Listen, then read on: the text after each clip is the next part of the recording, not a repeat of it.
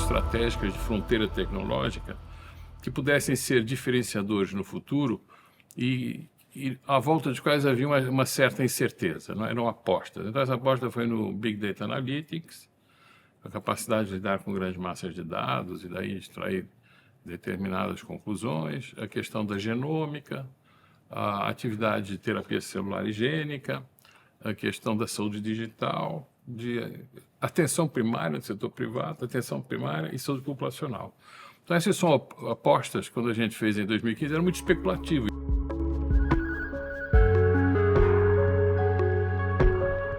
Olá, meu nome é Rafael Barbosa e eu sou o CEO da Bionexo.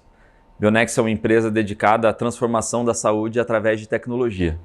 Mas nós sabemos que nem só a tecnologia transforma a saúde, também a educação e o conhecimento. E também as parcerias como essa que a gente tem o prazer de apresentar para a nossa comunidade, a parceria com a ANAP na construção do ANAP Questiona, uma série de entrevistas e conteúdos exclusivos que nós vamos compartilhar com vocês. Sejam bem-vindos.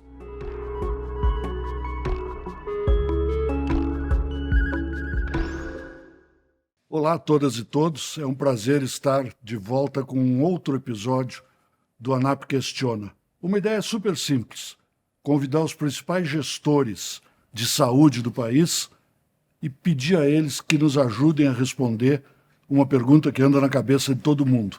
Para onde vai o setor de saúde no país? É uma parceria entre a ANAP e a Bionexo e hoje um episódio muito especial porque a gente recebe o vice-presidente do Conselho de Administração da ANAP, mas, fundamentalmente, o principal gestor do Hospital Albert Einstein.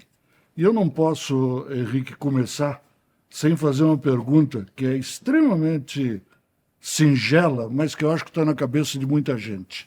O Einstein é um nome que virou adjetivo. Einstein quer dizer inovação, Einstein quer dizer qualidade, Einstein quer dizer boa gestão. E todo mundo se pergunta o que eu vou lhe perguntar. Qual é o segredo do Einstein? Brito, prazer estar aqui com você.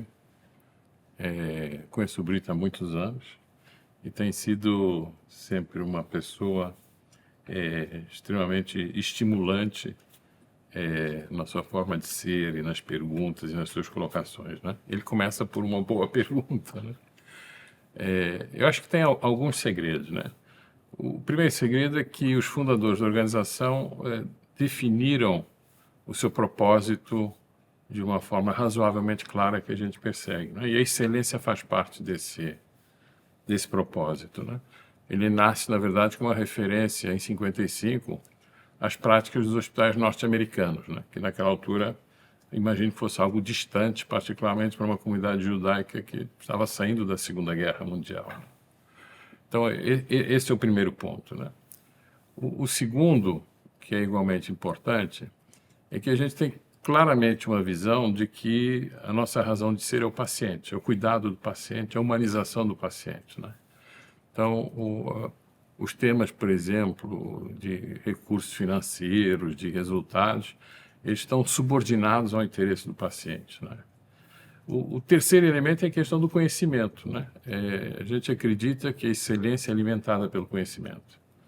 E a organização, nas diversas formas que esse conhecimento se reveste, seja no ensino, na pesquisa, na inovação, são partes essenciais da forma como a gente atua, né? Então, essa combinação de um objetivo de excelência, de priorizar a atenção à pessoa, né? E de utilizar o conhecimento para isso, me parece ser a razão mais elevada para a qualidade que o Einstein consegue, né? O Einstein se coloca numa posição de liderança, e é colocado, mais do que se coloca, numa posição de liderança, no momento em que o mercado está passando por uma transformação muito grande. Essa transformação, assim, a grosso modo, parece identificar 3 tipos de hospitais. Os hospitais em rede, os hospitais verticalizados e os hospitais chamados ou ditos como independentes. Esse desenho do mercado, se você concorda com ele, é um desenho que veio para ficar? Como é que você faria a análise de como o mercado vai ficar organizado nos próximos anos. É dessa forma? Brito, eu acho que nada veio para ficar, não é? Você trabalhou na mídia durante algum tempo da sua vida, né? A mídia de hoje não tem nada a ver com a mídia, né, do seu tempo, né? Ela mudou de formas que a gente não concebe, né? O poder de algumas emissoras de televisão, que era enorme, que se estendia pelo Brasil mudou radicalmente, né? E, por exemplo, uma das formas hoje pelas quais as pessoas conseguem entretenimento é através do streaming, né? Então, eu vejo aí da mídia uma mudança fundamental. Eu acho que na área financeira também, com as chamadas fintechs, né? E temos os exemplos da Nubank, da Stone, e a gente pode fazer uma lista dessas organizações, também mudaram o panorama de jogo, né? Então, acho que seria uma certa ingenuidade de nossa parte assumir que não haverá mudanças, que as únicas mudanças que podem existir é rede, verticalização ou independente, né? Eu acho que não, né? Eu vejo o panorama complexo ao longo do tempo. A gente teve um período importante que se caracterizou pela consolidação no Brasil. Acho que a partir de 2005 nós vimos DASA, Fleury, Redditor, Oncoclínicas, né? Veio crescendo de concentração das organizações. Veio uma pandemia que teve um impacto profundo no sistema de saúde e veio, mais recentemente, o que a gente chamaria das dificuldades dos planos de saúde, né? Então, eu diria assim, nada no contexto permaneceu estável ao longo do período, né?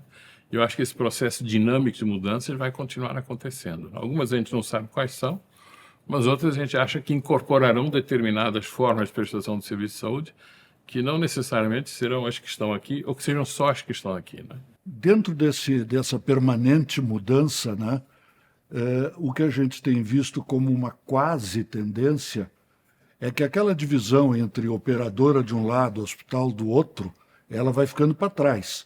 Então é hospital com plano, é plano com hospital, e por aí vai. O Einstein é um bicho diferente nisso, porque o Einstein não é de propriedade de uma operadora e não tem um plano de saúde.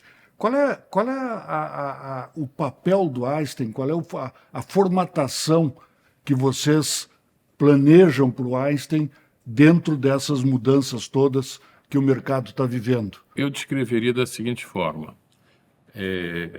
Nós tomamos caminhos, diria, diferentes dos outros, e não necessariamente isto foi um pensamento estruturado e integrado para a gente estar onde está, né?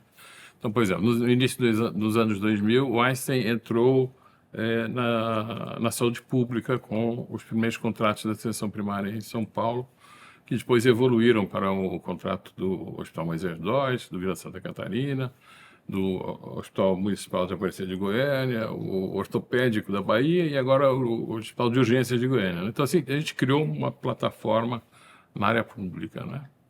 O segundo elemento, a gente criou uma plataforma na área de ensino também, né? E a plataforma da área de ensino tem a ver com a questão da excelência, tem a ver também com a necessidade de diversificar o nosso portfólio de atividade, né? Então, ele cresce, na verdade, hoje ele é importante, a gente tem 60 mil alunos por ano, né? O que torna mais expressivo dentro do Einstein essa atividade. Hoje ele representa 10% da receita, praticamente, né? Então, esses são dois movimentos que eu diria assim mais próximos, mais tradicionais. O outro é que, diante do que acontecia no mercado de saúde com a consolidação, e o Einstein não se vendo como um consolidador, né?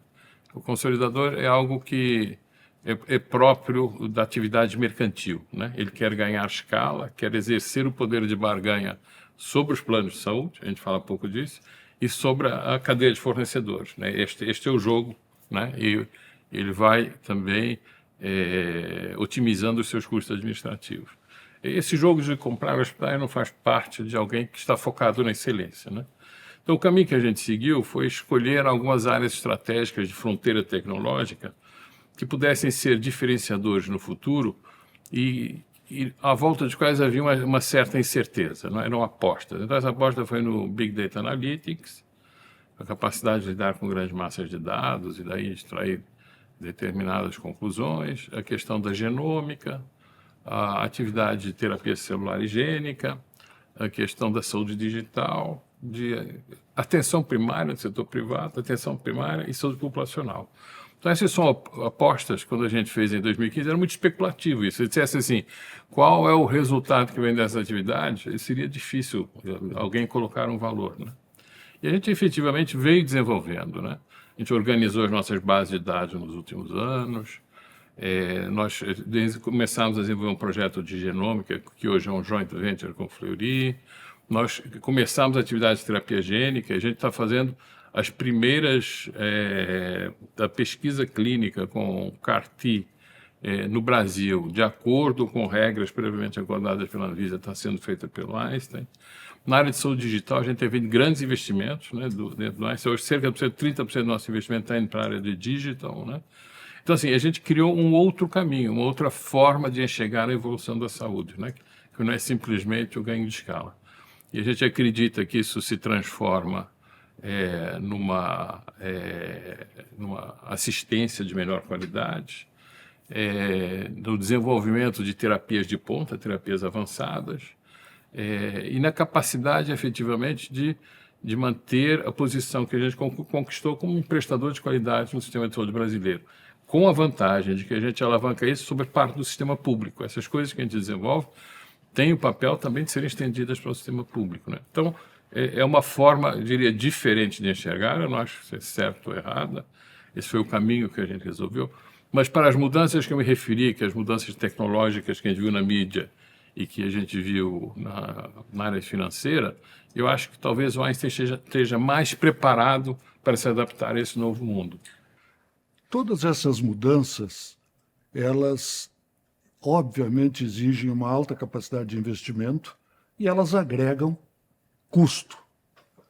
Então, enquanto o Einstein se movimenta nessa direção, o país continua sendo o mesmo país injusto, com empresas apertadas do ponto de vista financeiro, o número de beneficiários da saúde suplementar não se mexe, está lá nos 51.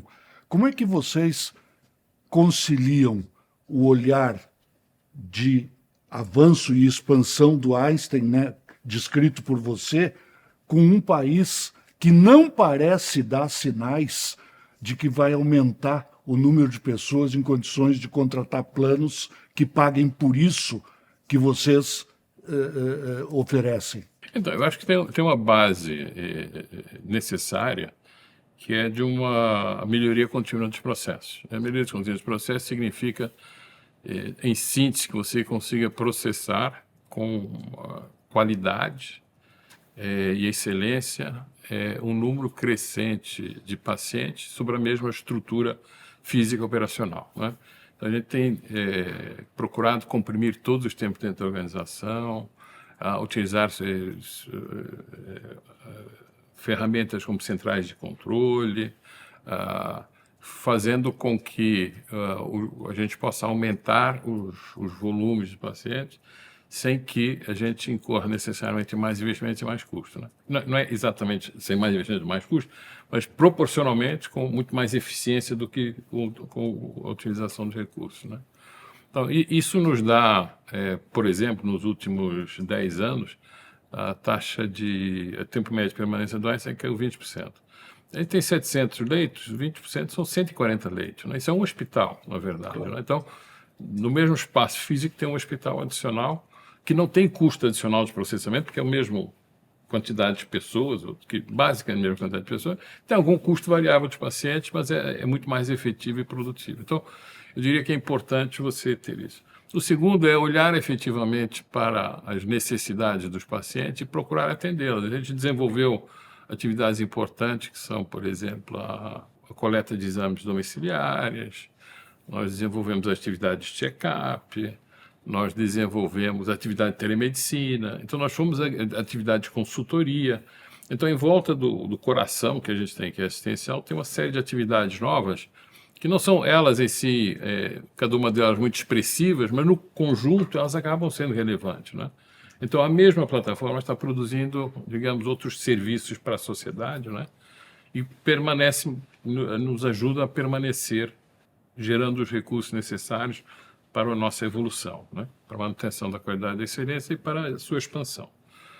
Por outro lado, eu acho que tem todas essas atividades que eu me referi, como Big Data, saúde digital, a parte digital recebe, de fato, um investimento, mas os investimentos são investimentos relativamente discretos, não são grandes investimentos, mas eles são consistentes ao longo do tempo, né? Ao longo do tempo eles são relevantes, mas eles exercem um poder, drenam menos recursos do ponto de vista anual, né? Assim, ao longo do tempo são recursos importantes. E são eles que, no fundo, vão criar posições competitivas, diferenciais competitivos, e, portanto, a gente acha que eles são importantes. Se você disse, e obviamente o dado é correto, de que foi possível em 10 anos reduzir 20% o tempo de permanência nos 700 leitos, eu fico aqui pensando o seguinte: se o Einstein, que é extremamente bem gerido, tinha essa, entre aspas, gordura, a média dos hospitais brasileiros, por mais que estejam se esforçando, ainda é uma média com muito desperdício e muito a ganhar em matéria de processos. Você concorda com essa avaliação? Eu concordo plenamente. Eu diria sempre, na área pública, os tempos de permanência nas nossas unidades é próximo de 5 ou 6 dias, né? E tem a área pública tem outros problemas, que é o problema de deshospitalização. É para onde os pacientes vão depois de terem sido tratados, né? Então, assim, se você imaginar que na área pública você poderia trabalhar com tempos de permanência menores, não vou dizer que sejam os 3 dias, mas sejam 4 dias, o percentual de redução de 6 para 4 dias é extremamente relevante. São 2 dias em 6, né? Quase 33% de produtividade que se ganharia nesse processo, né? Você, ao mesmo tempo em que identifica que nós temos problemas graves de eficiência no sistema hospitalar, você concorda que se vive um momento onde os hospitais parecem passar por uma tentativa de realmente profissionalizar, de melhorar a gestão? Você é otimista com a forma como a média dos hospitais é administrada no Brasil? Eu acho que a gente teria que dividir em vários segmentos, né? Eu acho que existem segmentos altamente profissionalizados e, portanto, são verdadeiros negócios, né, nesse sentido, com acesso a capital, a possibilidade de modelos de remuneração diferenciados, de incorporações tecnológicas. Acho que existe esse pedaço. Acho que existe um outro grupo, que é um grupo mais tradicional, né, que talvez seja familiar ou ligado a algumas organizações de natureza filantrópica, em que as estruturas ainda são estruturas que não passaram por esse processo de transformação, né? Eu acho que, eventualmente, existe um outro grupo que não vai conseguir passar por essa transformação, né? Então, eu vejo no setor diferentes grupos, né? E é evidente que os que estão mais próximos, eu acho que em São Paulo essa movimentação de profissionalização é mais forte, né? Mas certamente, viajando pelo Brasil, e eu tenho estado em Pernambuco, tenho estado no sul do país também, eu vejo esse movimento acontecendo. Então, sim, eu acho que existe um processo de profissionalização. Você usou agora há pouco uma palavra que entrou, está no dia a dia hoje do setor hospitalar, que é a deshospitalização, né? A nossa geração, ela conviveu com a ideia de que o hospital era um prédio no qual acontecia tudo que ele tinha a oferecer. E hoje, quando a gente pensa, por exemplo, no Einstein, eu não sei se a maior parte das coisas que o Einstein faz acontecer já são fora do prédio, né? São longe do prédio, é a clínica, é a rede pública, etc, etc, etc. Como é que você define a ideia que o Einstein tem de deshospitalização? De novo, é um convite ao futuro, sabendo que isso é um pouco complicado. Eu acabei não mencionando, mas entre os movimentos que o Einstein fez, um deles foi, na verdade, desenvolver uma rede ambulatorial, né? Então, assim, embora as operações hospitalares estejam concentradas no setor privado, no Morumbi, a gente tem dentro da cidade de São Paulo, pelo menos hoje são 11 unidades e mais 2 que estarão aparecendo nos próximos meses, né? Nós temos unidades que vão de Alphaville, tem Jardins, tem Ibirapuera, tem Chácara Clabim, tem as clínicas no Ibirapuera, no Alto Pinheiro, Santana, enfim, existe uma rede de atendimento ambulatorial dentro da cidade de São Paulo que nos aproxima dos pacientes. Então, assim, o paciente não precisa se deslocar dentro da cidade complexa como é São Paulo até Morumbi para ter o seu tratamento. E elas têm níveis diferentes e serviços diferentes de acordo com cada característica, né? São extremamente importantes. A demanda sobre esse serviço crescem.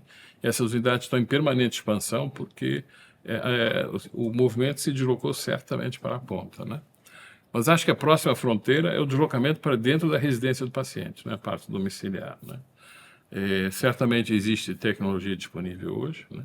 Então a gente tem o 5G para facilitar e certamente o desenvolvimento de técnicas da tecnologia de informação agregada à inteligência artificial que vão permitir que esse deslocamento aconteça. É a próxima fronteira, para mim, muito claramente. Voltando um pouco para o panorama geral do mercado, a gente tem notado o crescimento de verticalizações.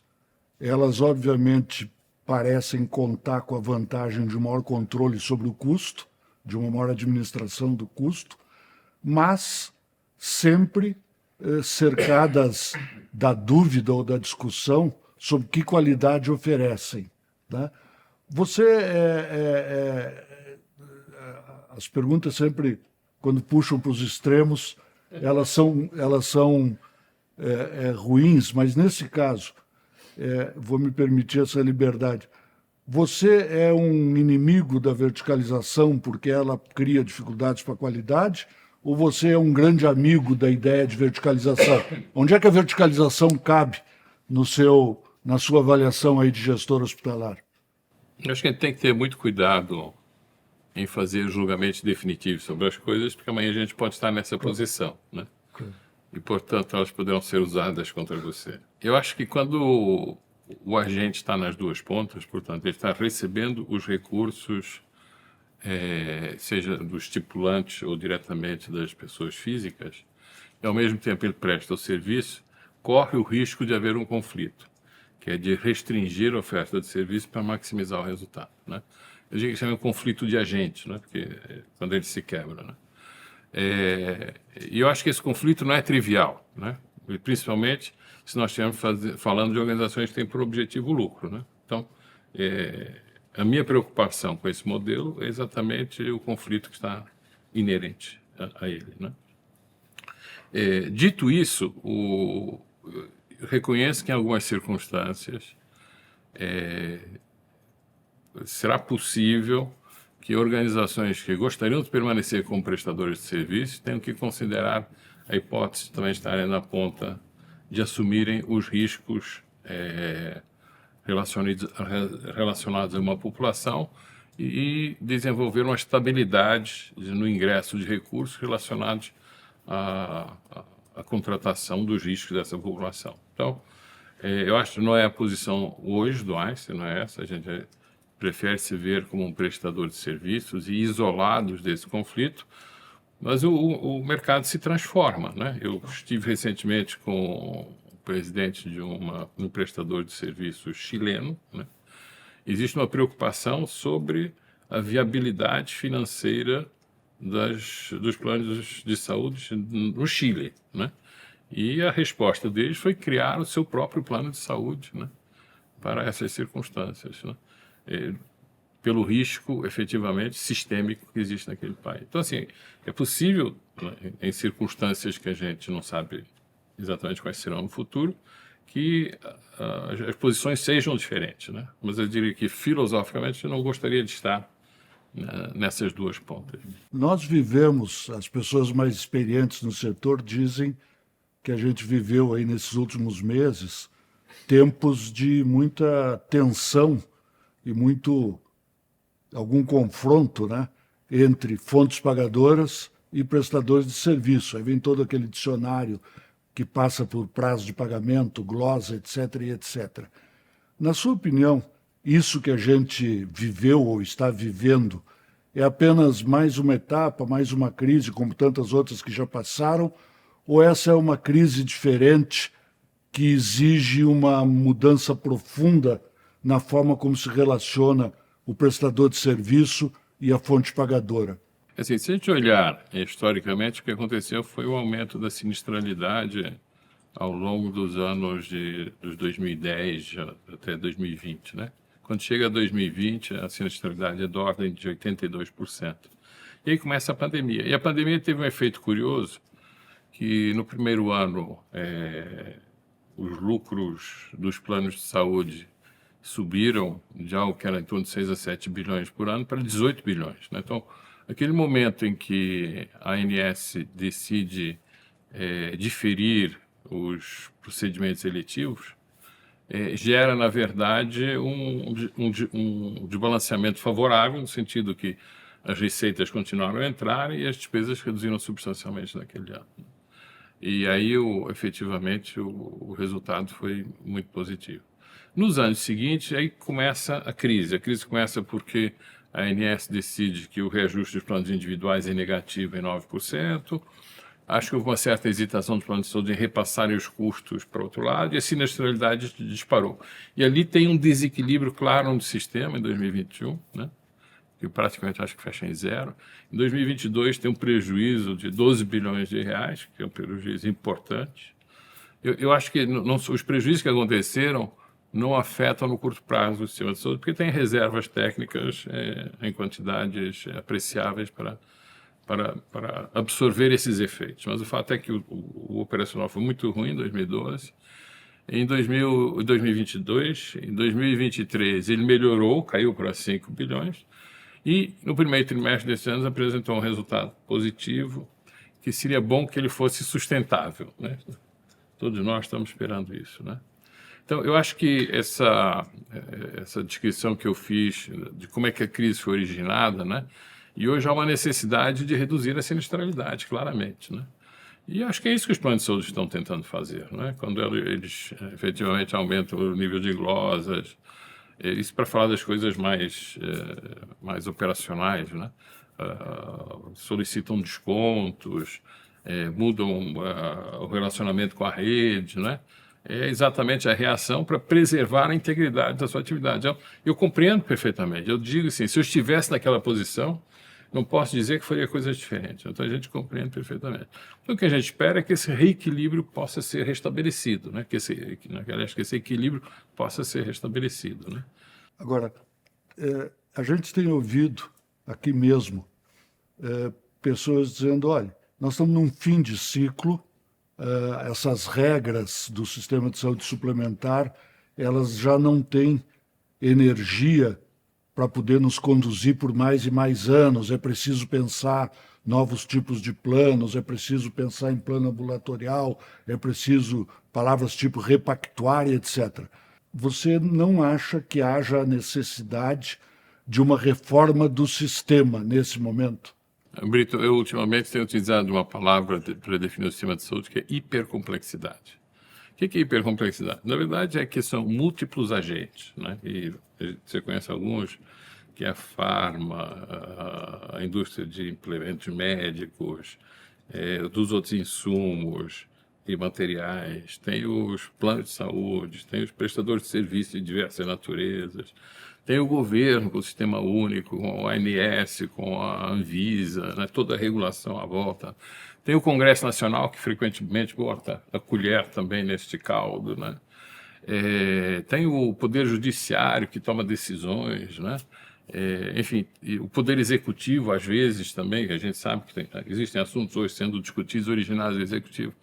Então, esta hipercomplexidade, que é característica dessa multiplicidade de agentes que têm interesses não necessariamente convergentes, e frequentemente divergentes, a minha percepção é que o governo não quer regular muito. Sempre que se provoca a entrada da ANS, ou do governo em outras esferas, e podemos falar, por exemplo, do Congresso, né? O Congresso ele toma medidas tópicas, como, por exemplo, a questão da enfermagem, o piso da enfermagem, o rol exemplificativo ou não.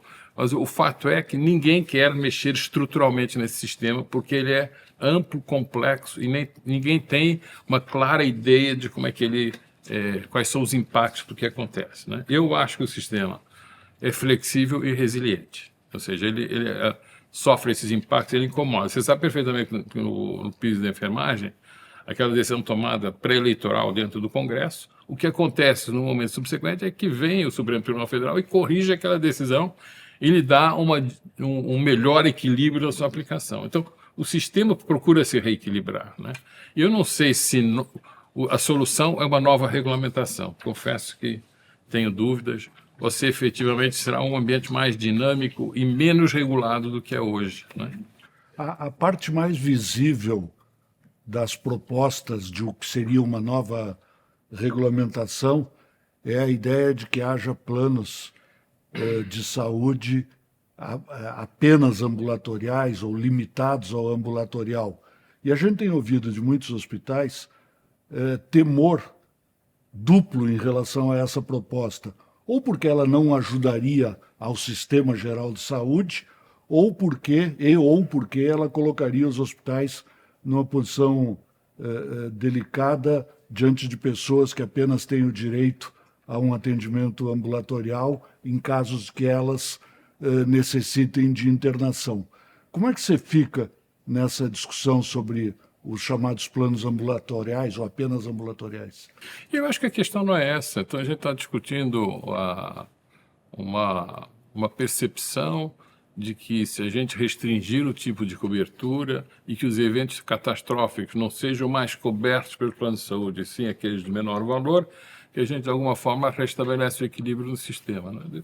Eu acho que não é essa a questão, né? Eu acho que nós estamos falando efetivamente de um envelhecimento populacional, a questão das doenças crônicas, doenças infecciosas, né?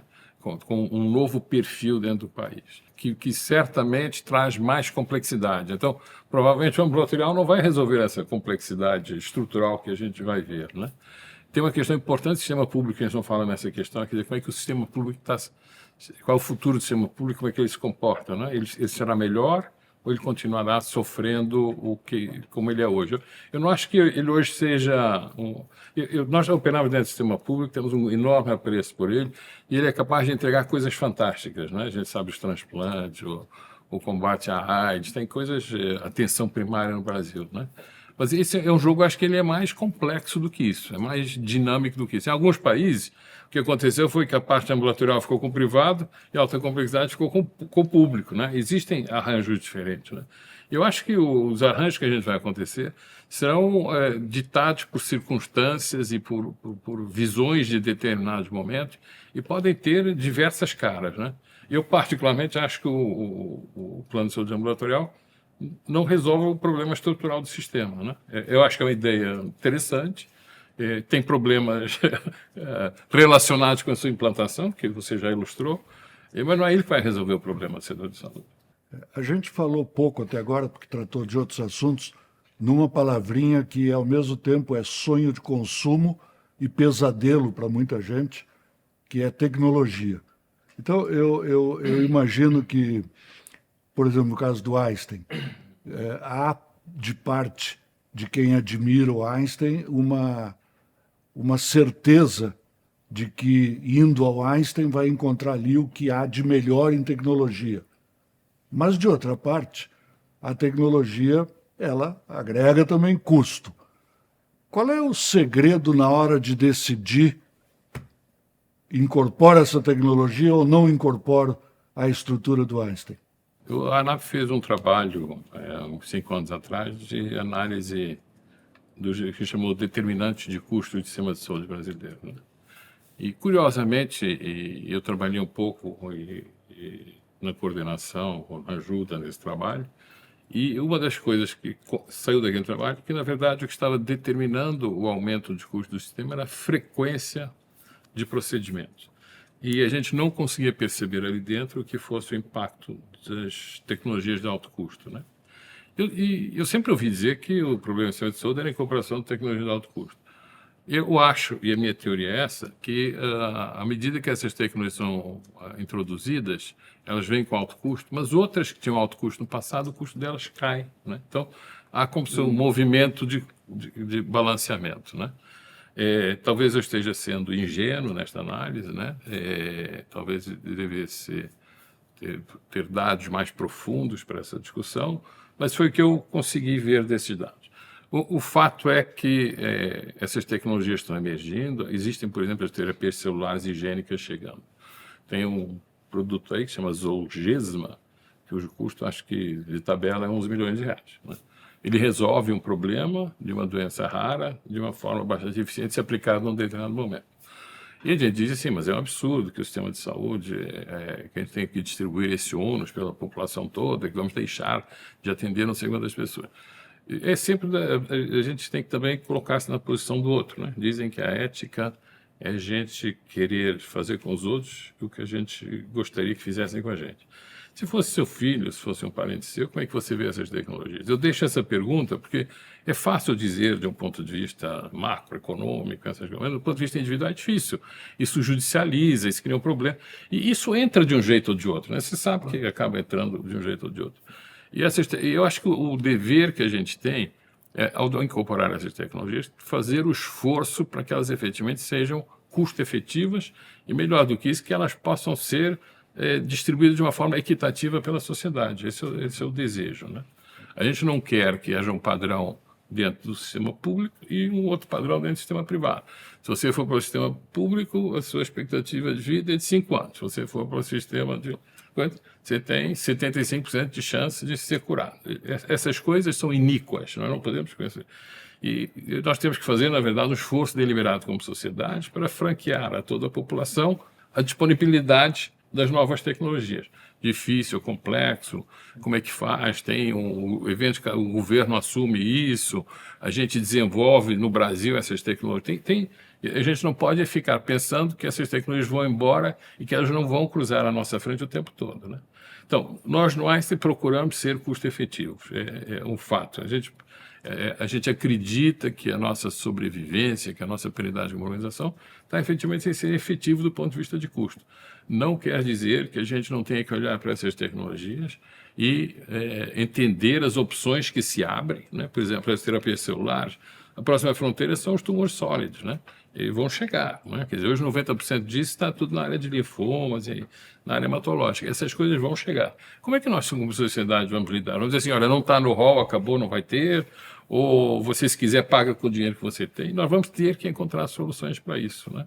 Então, eu acho que a gente vive essa ambiguidade de querer entregar algo que seja acessível à maior população possível, mas, ao mesmo tempo, reconhecendo que alguns custos são parte do avanço tecnológico da sociedade. Tem os ciclos, né, de introdução e depois de sua redução, né? Os nossos parceiros, que são a Bionexo, eles têm sempre chamado muito a atenção para essa questão de ciclo de receita como necessidade número 1 para poder gerir hospitais. Eu deixei para o fim, Henrique, um registro, é mais do que uma pergunta, é um registro, porque é uma coisa que me chamou extremamente a atenção.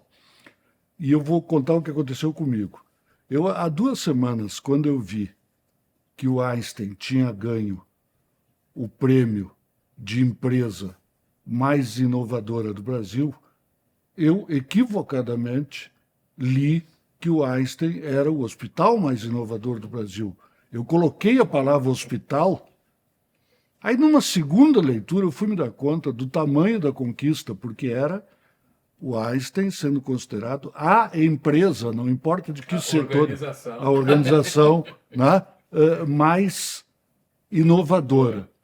Eu imagino que isso aí tenha, em primeiro lugar, causado uma enorme satisfação, um enorme orgulho, mas também tenha sido uma reafirmação daquele caminho que você descreveu na sua primeira resposta. Eu gostaria que você comentasse um pouco o efeito do prêmio em vocês e o quanto isso reafirma o acerto, digamos, do caminho adotado. Brito, eu vou voltar como é que isso começou. Isso começa em 2014, o Claudio Rotenberg vai aos Estados Unidos e volta e diz, olha, eu vi que os hospitais americanos estão fazendo o que eles chamam de inovação. Por favor, verifiquem o que é isso, né? E eu confesso que não conhecia muito do assunto, a gente foi estudar, trouxe uma pessoa expert e começamos a trabalhar o tema. E o tema, na verdade, começou com a parte de laboratórios digitais, então a incorporação de tecnologias digitais, não só para a gente, mas trabalhando também para empresas eletroeletrônicas que tinham interesse em produtos na área da saúde. Atraímos startups através de uma incubadora, né? E esse diria que foram e o terceiro que a gente chama de laboratório de design, que é a partir de necessidades identificadas, você criar soluções de bens, produtos ou serviços que permitam a você resolver esses problemas, né? O interessante é que, à medida em que a gente foi lidando, a organização do Einstein é absolutamente quadrada, né? Assim, de entrega de produtos, de serviços customizados, com excelência, e qualquer variabilidade era percebida como uma não conformidade, né? E quando você entra no mundo da inovação, você entra no mundo de exploratório, de riscos, etc. Então, o cruzamento dessas duas culturas foi muito interessante, né? Porque o choque inicial, né? E depois o entendimento das pessoas. E eu acho que mudou muito a cabeça da organização de enxergar possibilidades em tudo. Por exemplo, quando a gente olha para a crise hoje, a gente vê muitas oportunidades, né? Porque a gente não tá preso ao legado de como é que a gente faz, né? Então, esse trabalho vem se desenvolvendo ao longo do tempo e eu acho que o prêmio, na verdade, reforça, dá uma certa satisfação ao ego, obviamente, né? Mas também um reconhecimento que o caminho que foi trilhado é um caminho que está correto, né? Se você me perguntar, isso vale quanto? Eu não sei quanto vale. E teve um investimento muito importante, por exemplo, em Big Data. As nossas bases de dados estão todas organizadas, elas têm critérios uniformes, elas estão feitas de tal forma que a gente consegue anonimizá-las, consegue fazer pesquisas em cima desses dados. Chegando à inteligência artificial, as minhas bases estão todas conectadas. Eu consigo puxar as informações necessárias para a tomada de qualquer decisão de uma forma muito melhor. Eu consigo hoje, os médicos no Einstein estão testando sistemas que quando você chegar com um paciente, ele consegue pegar toda a tua história clínica, sumarizada em 1 ou 2 páginas, e ele não tem que pesquisar em cada uma daquelas abinhas para descobrir e, por vezes, esquecendo isso ou aquilo, né? Ele tem um sumário. E o próximo passo, a conversa do você com o médico vai ser registrada e poderá produzir um registro daquele contato sem que o médico tenha que fazer grandes alterações. Então, o ganho de tempo para o médico é notável, né? Então, assim, a comparação de casos diferentes, o médico perguntar assim, existem outros casos na base de dados que me ajudem a partir desse diagnóstico a propor o tratamento, também será possível, né?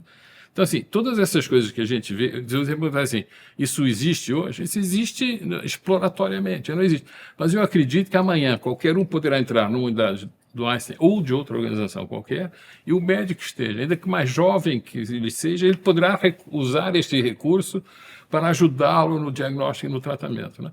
Então, assim, a certeza que a gente tem é que é um caminho que está começando. Por isso que eu digo, qual é o formato que a saúde vai ter no futuro, eu juro que eu consigo imaginar daqui a 10 anos, se eu partir da premissa de como é que é hoje, e se eu cresço desse jeito, eu consigo falar sobre isso. Mas acho que haverá uma mudança estrutural na forma como a tecnologia vai interagir, que a gente não consegue pressupor hoje, e que vai ser bem diferente do que a gente tem diante da gente, né? E eu acho que é isso que a inovação fez para a gente, abertura para essas coisas, né? Num país do tamanho do Brasil e com as desigualdades do Brasil, parece, obviamente, ingenuidade supor que um dia os 6.400 hospitais brasileiros sejam 6.400 Einsteins. Mas o fato de haver um Einstein e haver também outros hospitais de grande qualidade, a partir da entrevista que o Henrique gentilmente nos deu, eu acho que ajuda a mostrar que caminhos existem, que eles são trabalhosos, não passam por mágica de nenhum tipo, mas eles existem. Eles têm que ser buscados e perseguidos com muita resiliência. Eu queria agradecer muito, porque eu acho que a sua entrevista ela aponta que, obviamente, existem problemas, desafios, mas existem sim caminhos e existem coisas incríveis acontecendo e acontecendo no Brasil. Muito obrigado, Henrique. Obrigado, Brito. Eu tenho um exemplo que é um projeto de telemedicina que o Einstein faz, que conecta o UBS no Norte e no Centro-Oeste com a unidade, com especialistas do Einstein, né? Já está fazendo praticamente 300 mil consultas já, né? Isso significa que essas pessoas que estão perdidas nos rincões do Brasil têm, pelas unidades do UBS, acesso a uns especialistas altamente qualificados para resolver os seus problemas, né? Então, assim, a tecnologia vai resolver. Esse sujeito não tem que ir para a capital de Belém, não tem que sair de Almeirim para ir pegar um barco, pegar um carro, pegar um avião para chegar numa capital, né? Eu acho que nós vamos ver uma mudança fundamental. Eu sou otimista e acredito muito na saúde do Brasil. Obrigado, Tá Henrique. bom?